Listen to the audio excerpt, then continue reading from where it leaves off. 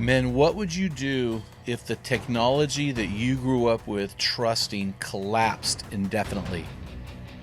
What if something happened that broke our supply chain? What if we had no access to gas or electricity? We would call this the end of the world as we know it, or Teo Tewaki. Today I want to give you what I call my list of lists and the 9 B's that I use to prepare for Teo Tewaki. Men in the Arena Army, I salute you. Hey guys, thanks for listening to this episode of the Men in the Arena podcast. I'm Jim Ramos, your guide and host of Spotify's #1 podcast for Christian men, guiding you to your best version in the stress bubble of life and beyond. Welcome to today's show. Guys, as you know, we're in a 4-part series on preparedness. I'm calling it Dare to Prepare, and there's a lot of meaning behind the title of this series because when you dare to prepare, you will be mocked, you will be ridiculed, you will be called by those who are fellow believers, a man who doesn't have faith. I would argue the opposite of all those things, because what I believe is that when we as men are called to foresight, and as I look into the future, I just cannot see a world continuing on as it is. I mean, we know through the history of the world, we've had pandemics at the rate of about every 100 years. We are living in a very fragile digital age right now. We have enemies all around the world. Our economy is just not strong. There's so many things. We have natural disasters, from earthquakes to fires to hurricanes to tornadoes all around us. There's so many things that we can prepare for, and I believe that we need to put our trust in God and the wisdom He's given us, and not put our trust in Red Cross or FEMA or our local government, but we really need to be in a situation where we can help those we love and help other people. And what I've done over the years, I've been prepping since about 2010, and I was prepping for a pandemic, and that came. I don't know if it was a pandemic in the definition sense, but it wasn't a pandemic in the sense of what I was preparing for, with a kill ratio of between 20 and 26%. Instead, COVID was a kill ratio of about 1%. But anyway, so that came and went, and that may come again. I don't know.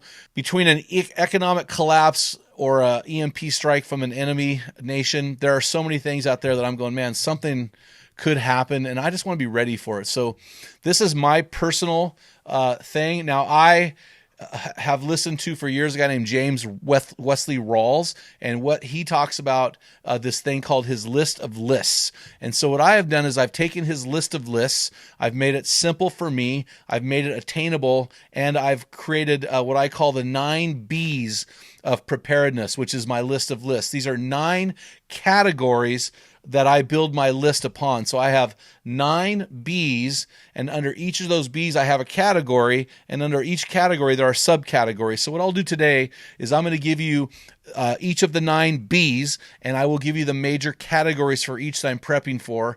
And there are resources that you need to look for. There's so much out there to read, and I just want to walk through what I'm doing, and I hope this will help you. And my job is not to create this extensive list for you. My job is not to create anxiety in you. My job is just to help you to see the future and be able to prepare your family for the future, so you'll not have to depend on the federal government to do that, or local government, or the Red Cross, but you will be prepared not only to help those you love, but to help those who are in need. So the first B I want to talk about is what I call beans. Beans. This is creating a location to store your food sources. I call this a deep larder. You can call it a root cellar. You can call it a garage. I don't care what you call it. I call it a deep larder. It reminds me of why I'm doing what I'm doing. And the categories I have under beans are, I have things on hand to grow or to garden. I am building a food storage catch, which I will talk about next week, how that looks for me personally. I base my food on 1 year per person, and I do that times 10. So my goal, and I'm not even close to that yet, my goal is to have enough food for the 10 people I'm closest to for a year, and I'm not even close to that. So, but most people talk to most people, they say, oh, I've got enough food for 6 months. And I say, show me. And they do not. Your pantry and your refrigerator have enough food for about 2 weeks. And if you have a freezer full of meat, realize if you have a situation where there is no electricity, that meat will not last as long as you think it's going to last. I also have seasoning.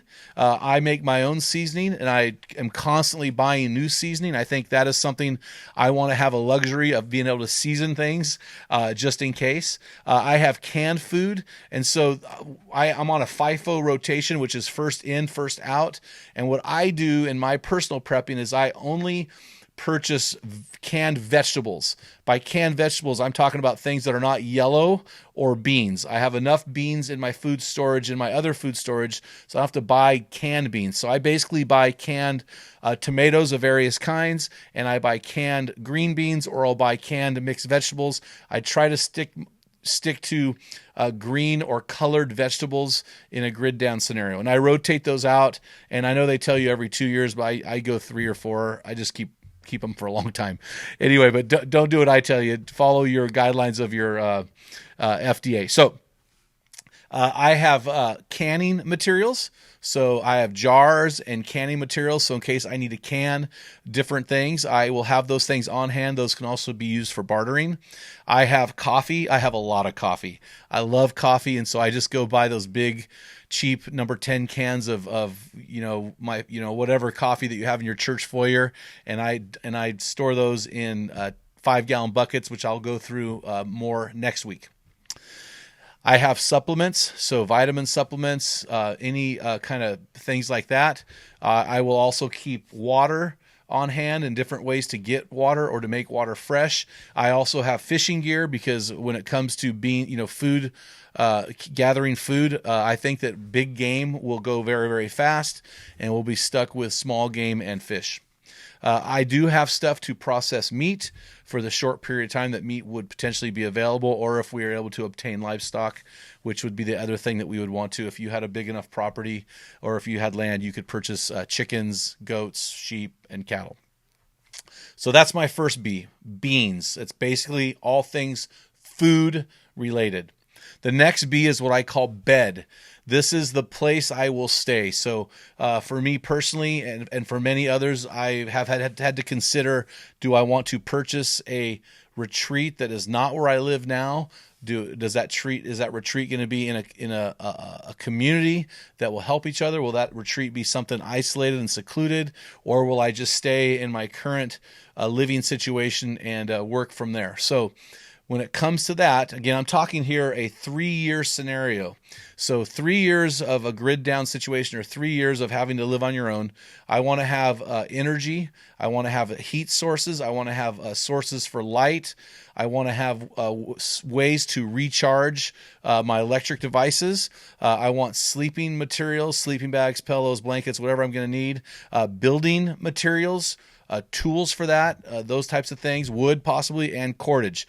Tape, rope, paracord, this type of thing. So that's bedding. There's a lot that can go there, but a lot of us have this on hand already because we live in a house. The third thing is bullets. I'm a hunter. I personally believe that most guys have focused way too much on bullets, and if you're going to be in battle constantly, you will probably die.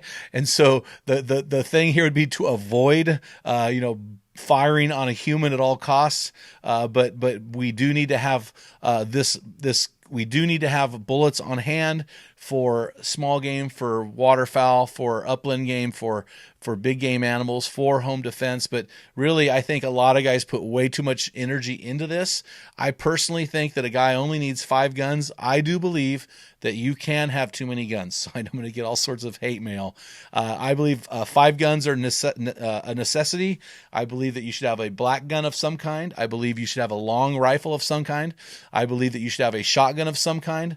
I believe you should have some kind of pistol, and then some kind of a rim fire. I have opted away from 22s, and I have a 17 HMR. So I just think that's a better round. It's not much more in weight, and they're highly accessible. And when we saw COVID-19 break out, you could not find 22 rounds anywhere, but there was 17 everywhere. So security, I'm talking guns and ammo.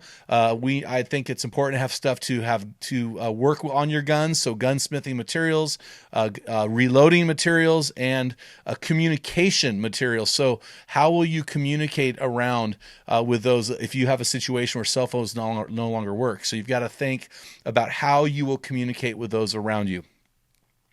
The next category, so far we've covered beans, bullets, and we've covered the bedding. And so now I want to talk about number 4, which is Band-Aids. So Band-Aids, we're talking about medical supplies. So supplies for hygiene. So, tampons, Band-Aids, toothpaste, deodorant, soap, ways to make soap. How do you, what do you have for hygiene, sanitation? If your toilets, if there's no, where are you going to, do you have lime for your outhouses, or do you have, how are you going to, toilet paper? What are the things that you have for sanitation? Surgery. Do you have a basic suturing kit? These types of things. Do you have, I love duct tape and super glue. How about medical supplies? Do you have medical supplies? Do you have medications? I'm on high blood pressure meds. So we went to Mexico for a 24-hour layover with my wife on her as a work trip. She's a flight attendant, and I bought blood pressure medicine that we just threw it in the freezer and we're storing it. And it gives me 1 more month. So medication. So that's the 4th category is Band-Aids. So we've gone from beans to bedding to bullets to Band-Aids. The 5th one is this, and this is the one that preppers overlook. And if you watch National Geographic's Doomsday Preppers, I was shocked to see how grotesquely obese a lot of these people were. And so this 5th thing is really what's going to take a lot out. And it's your body or your brain. Your body/brain. So what are you doing to build your body and your brain? When I work out every day, I'm working out for 3 reasons. I want to look good and feel good, but I also want to be able to hunt hard and hunt with my sons. And the third thing is I want to have a body that can survive a situation where we're going to be back doing manual labor, and I'm a 57-year-old man, so I want to be fit to survive a situation like that. So when it comes to my body and my brain, I have a survival library, which if you guys want, we can do a podcast on my favorite survival books. So survival library, and then I have a garage gym, and I work out all the time. So between hiking and weightlifting and bike riding, and working on my body. So my body, my garage gym, and my survival library. Those are 2 things. And the other thing is living in a preparedness mindset. So guys, today we've gone through 5 of the 9 Bs. The first one is beans, which is everything food or processing food related. The second one is bed, which is everything related to your domicile or where you will stay. The third thing is bullets, which is related to security and the procurement of food. The 4th thing is Band-Aids, which is everything related to hygiene and medical supply. And the last thing is your body / your brain, which is everything related to your physical and mental state of being. So we're going to stop there for today. We're going to kick up next week with 6, 7, 8, and 9. Hey guys, and if today's podcast has helped you, make sure you copy the link, send it off to your family for sure, send it off to people that you care about, get them preparing and get them in the preparedness mindset with you. Until next time, feel the wet sand on the arena floor, hear the deafening roar of the crowd, taste the sweetness of victory, smell the stench of battle, get in the game, get dirty, grind it out, and be a man.